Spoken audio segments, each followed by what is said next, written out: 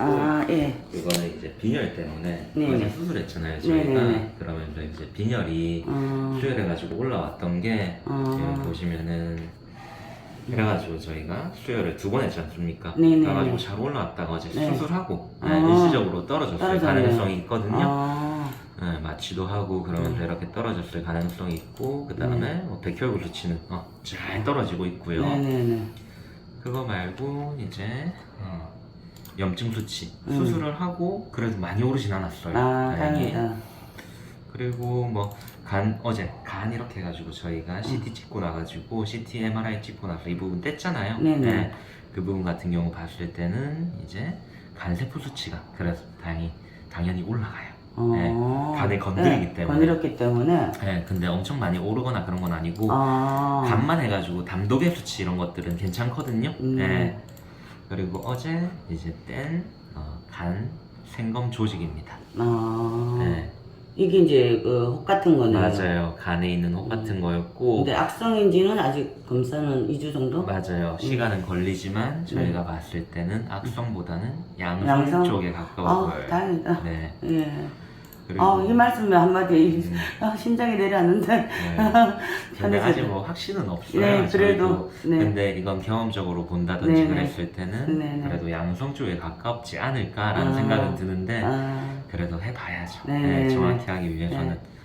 그리고 오늘 뭐 엑스레이 촬영한 거라든지 이런 거 봤을 때는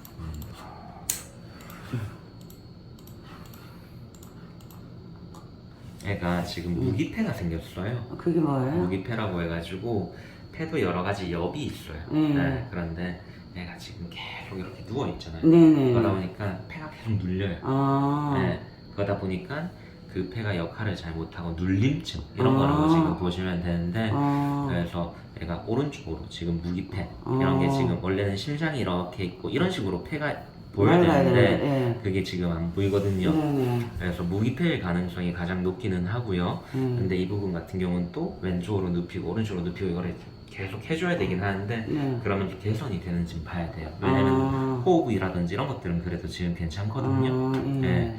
그거 외쪽으로는 어제 MRI 찍었을 때는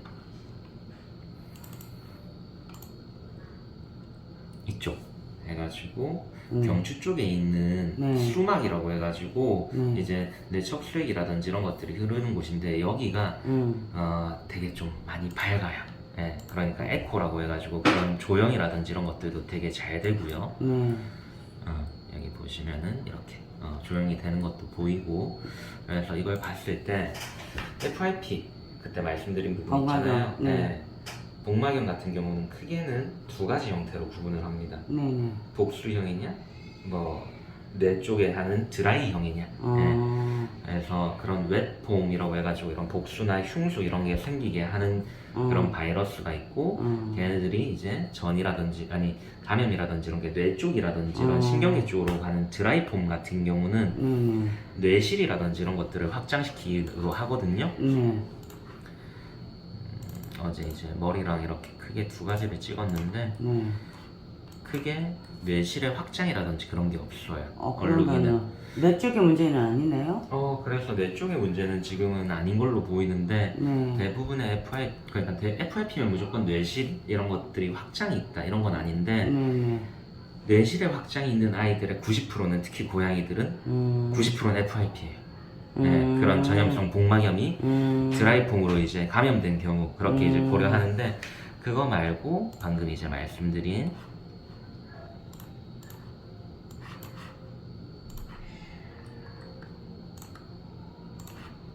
이 부분을 이렇게 해가지고 보면은 이거는 이제 경추 찍은 거여서 뇌는 좀 이쁘게 안 나오는데 이 뒤쪽에 보시면은 이게 지금 척수거든요.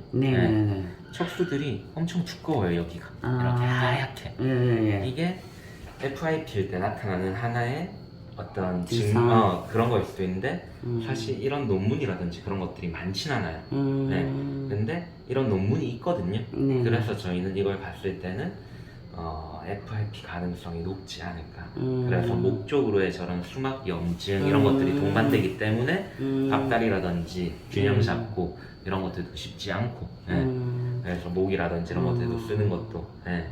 그래서 그러면은 만약 지금 복막염 주사를 맞고 있잖아요. 네네. 맞고 나서는 그게 조금 개선이 될 경우가 있을까요? 앞발 충분히 있는 거예요? 충분이라기보다는 네. 맞고 나서 회복이 정말 하루 이틀 만에 잘 되는 아이들도 있어요. 네. 물론 예전에 그런 걸음걸이 100%를 회복 못 하더라도 충분히 자기가 화장실 갈 거 가고 어디 돌아다니고, 근데 물론 걸음걸이라든지 이런 것들이 조금 약간 기어다니듯이 약간 그렇게 하는 그런 아이들도 있어요. 약간 중풍하고 약간 사람으로 치면은 중풍이요? 예.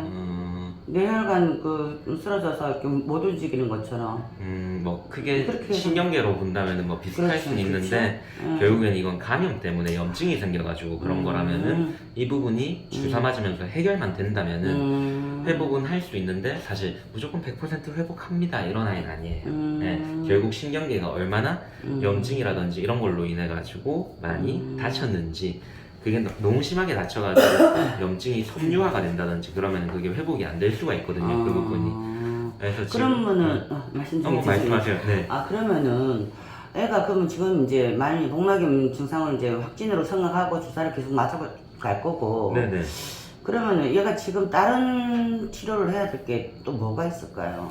일단 빈혈을 좀 잘 봐야 될 것 같고요. 네네. 뭐 식욕이나 이런 것들은 좋아가지고 그리고 아까 말씀드린 폐 계속 이제 누워 있다 보니까 그쪽으로 이제 폐가 앞전 뭐 이렇게 눌리는 그런 무기폐 가능성, 이거에 대해서 이제 호흡이나 이런 거 잘 봐야 되고.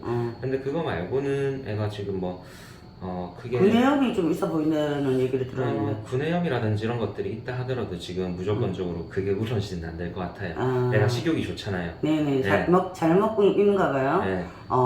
구내염이 심하다면은 그래서 식욕도 없다. 그러면 당연히 그쪽에 대한 치료도 같이 해야 되는데 FIP 치료를 할 때 이제 구내염이나 이런 거 치료하기 위한 스테로이드라든지 이런 것들은 그게 도움이 안 될 수 있어요. 네. 근데 얘 같은 경우는 지금 밑에서 7, 8년을 살았는데 한 4년 전부터 계속 구내염 증상 있었어요. 그럴 때마다 약을 조금씩 줘서 먹였거든요. 네네. 캔에다가.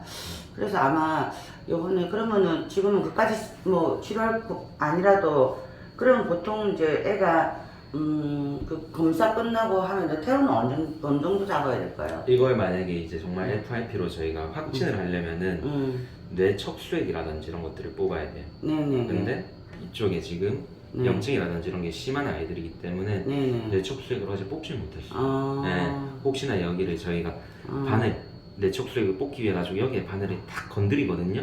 근데 여기에 딱 염증이 있다 보니까 그게 위험해가지고 그 부분은 시행을 하진 못했는데, 그래서 얘가 이제 원래 또 복수도 있고 그랬잖아요. 그래서 혹시나 이제 뭐 복수가 또 찬다면 그거를 이제 보내보면 그게 확진하는 결과가 나올 수도 있는데, 일단은 저희는 지금 봤을 때는 FIP의 가능성이 가장 높기 때문에 주사는 하고 있잖아요. 주사를 하는데 애가 점점 만약에 뭐 걸음이라든지 그런 것들도 좀 좋아지고 한다면 그때 이제 퇴원을 할 수도 있어요. FIP는 크게는 지금 먹는 약 그리고 주사 이렇게 두 가지가 있거든요. 주사 매일매일 하는데 그 주사 같은 경우도 그냥 조금 맞는 주사가 아니라 엄청 산성이에요. 주사리 자체가. 그래서 아파요. 많이 아프다더라고요. 피부나 이런 것들도 그래가지고 어떤 염증 이런 것들도 엄청 잘 생기거든요. 근데 그걸 하면은 84일 동안 해요. 12주. 12주. 네, 먹는 것도 매일매일 먹이고, 또는 먹는 게 아니라면 주사로 하고. 어떤 게 괜찮을까, 선생님? 사실 먹는 것만 잘 먹는다면 그렇게 해도 되는데, 사실 저는 먹는 것보다는 주사가 더 효과적이라는 생각을 갖고 있거든요. 그래서 저희는 주사로 치료를 하다가, 케어가 잘 되네. 좀 되네 싶으면? 임상 증상도 좋아지고 하면은 이제 먹는 걸로 바꿔보죠. 근데 먹는 걸로 바꿨는데, 애가 갑자기 임상 증상이 다시 나타나요. 그럼 얘는 평생 주사. 네. 근데 얘가 이래가지고 먹는 걸로 똑같은 용량으로 바꿨어요. 근데 그게 유지가 돼요. 그럼 이제 집에서 할 수 있는 거죠. 그래도 원수도 보통 선생님이 보통 생각할 것 같으면은 이번 달에 못 가야지 싶네요. 그러면은 이거는 좀 봐야 돼요. 근데 저는 최근에 제가 이렇게 치료한 아이 같은 경우는 이제 그러다가 이제 집에 데리고 오셨어요. 집에 데리고 오셨는데 거의 비슷한 증상으로 왔어요. 얼룩이랑. 그 친구는 이렇게 누워있다가 고개만 이렇게 왔다 갔다 하면서 밥만 먹는 그런 아이였는데, 그 친구는 결국에는 주사했을 때 한 2, 3일 만에 갑자기 뒷다리라든지 이런 것들을 좀 쓰면서 약간 뒤에는 좀 앉아있고 그러다가 결국에는 그 보호자님께서 근데 집에서 주사도 못 하시고 먹이는 것도 좀 힘들어 하셔가지고 84일 동안 있었어요. 아이고야, 그러면 쏙 깨졌겠다. 그런데 이제 이 부분 같은 경우는 일단 저희도 뭐 84일 동안 전체적인 맨날 입원이나 이런 것들보다는 또 뭐 호텔링이나 이런 것들 전환도 그때는 고려를 했었는데 일단은 그 친구는 회복이 잘 돼가지고 그때는 결국에는 그렇게 했고요. 근데 그게 아니라 얼루이 같은 경우는 지금은 무조건적인 수액 처치나 그런 것들이 필요한 아이고요. 근데 이게 점점 개선이 된다든지 그러면은 그때가 사실 무조건 일주일 있다가는 그 정도가 돼야 됩니다. 이런 건 없어요. 애들마다 얼마나 신경병성이 있다든지 그런 것들이 다르기 때문에 네. 그래서 좀 봐야 될 것 같아요. 네. 네. 그러면 올해 크리스마스는 같이 못 있겠네. 네. 있을 수도 있죠. 네. 갑자기 일어서고 이러고 한다면 만약 네. 아이고, 예, 알겠습니다. 그리고- 그러면 만약 지금 이렇게 지나가면서 지금 혹시나 네. 조치가 들어갈 또 혹시나 뭐 구내염에 문제가 또 있다 하면 거기에 대해서는 또 거기에 치료도 대해서도 해야죠. 그러면. 좀 해주셨으면 네. 왜 그러냐면은 할 때 같이 해버려야지. 근데 그 구내염 치료랑 네. FIP 주사할 때 이쪽에 구내염을 치료할 때 무조건 이 약만 쓰는 건 아닌데 다른 항생제나 이런 건 써요. 근데 가장 효과적인 거는 소염제입니다. 네.